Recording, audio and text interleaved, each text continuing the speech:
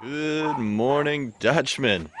Just woke up, missed the 3 o'clock game, and damn, Pittsburgh just carried my team. I will not, I'm not upset about it at all. Lewis, I'm sorry. Um, damn. 31 or something out of Antonio Brown, 28 from my running back. Ken says hi. Yeah, leaving the farm today, heading back to Cairns. But I just saw that and I had to say something because it was just really got my day going. Excited. Hey guys, made it back to Cairns.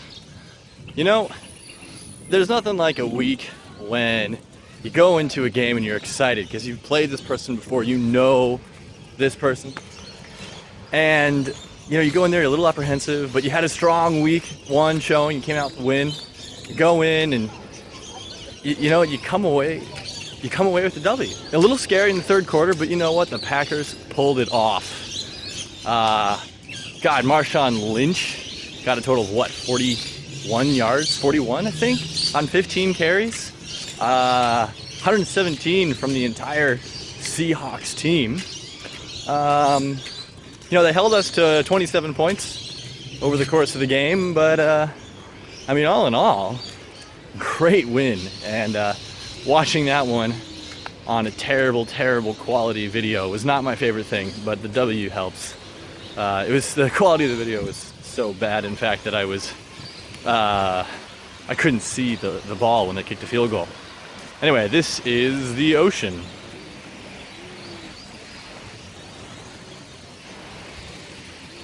Yeah. And I thought about it. You know, Lewis, I'm not sorry. I'm really stoked that my team did so well this week. I really am. Just a quick recap for people who weren't watching the game.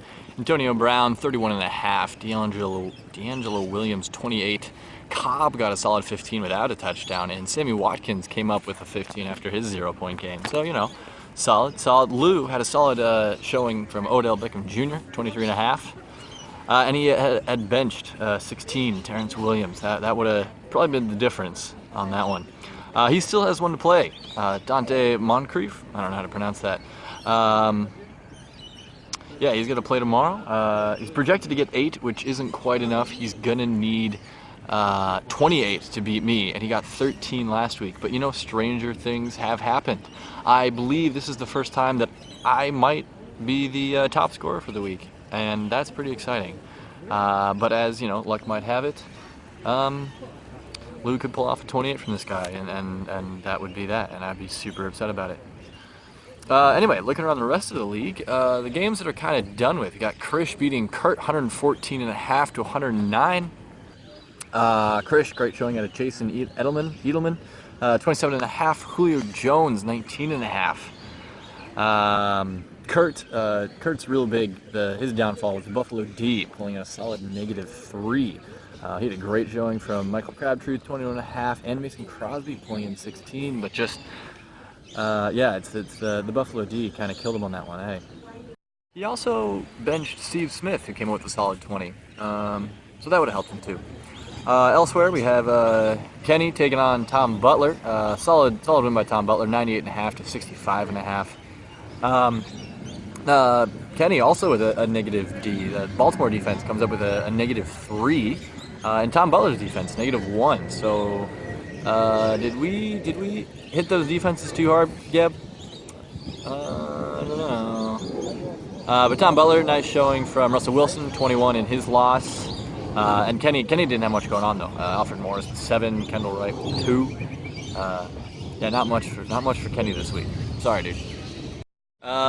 We got Semi-Colin and Brian Kelly going after each other, each with one player left. But Semi's got a solid 97 to 63 lead over him. He's got the Indiana defense to play, and unless they pull off a -3, and the kicker of Brian Kelly, who is it? I didn't remember. Indiana kicker. So if the Indiana defense sucks, but their kicker is really good, Brian Kelly might pull off a win on that one. Otherwise, Semi-Colin's got that one in the bag. Squeak versus Cregan. Wow. Squeak still has one guy left, but he's already up 63 to 41.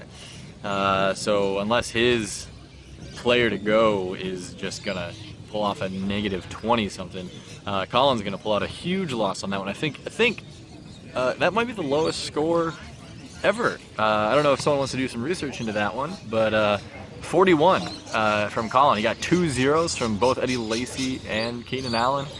Feel bad about the Lacy one, dude. That hurts me too. And he benched Matt Jones, 25.5. I don't know if that would have made the difference, but God, it could have made you feel better. Oh. But the interesting game this Monday night, Tuesday morning for me, will be the Geb versus Mr. Grice game. Geb, with 3 players left to go, has 68.5 to Tiller's 87, who's only got 1 player left.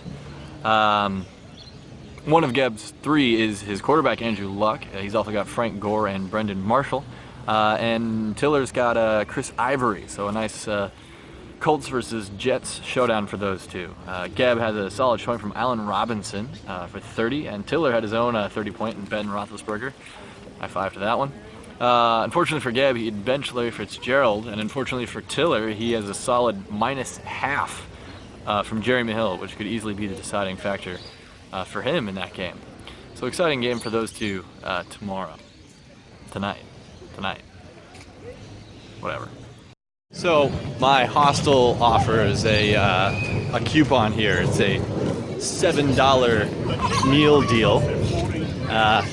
$7 gets you a beer and some food, which is just fantastic because the food in this country is ridiculously expensive. Usually a beer itself costs $10 or something like that. A better beer, a cheap beer might cost $8. Like that 4X Gold probably cost $8. So for $7, it's like a sweet deal. So I'm on my way there right now to go check it out. Yeah, let's see.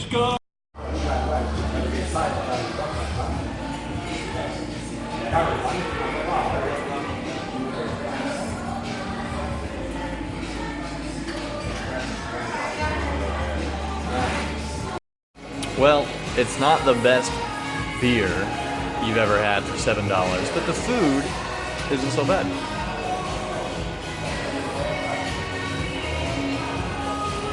Yeah, I'm pretty excited. I think all in all, for the cost, it was pretty tasty, you know? But, you know, Australian food, still crazy expensive. What do you think, Ken? Not bad, not too bad.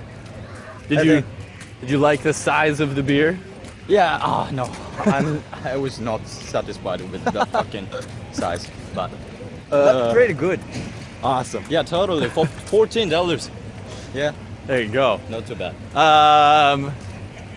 Yeah, that's my Australian culture of the week. Well, that's about it for this week. It's been a pleasure regaling you with all this information. I actually took notes to make sure I got it all right.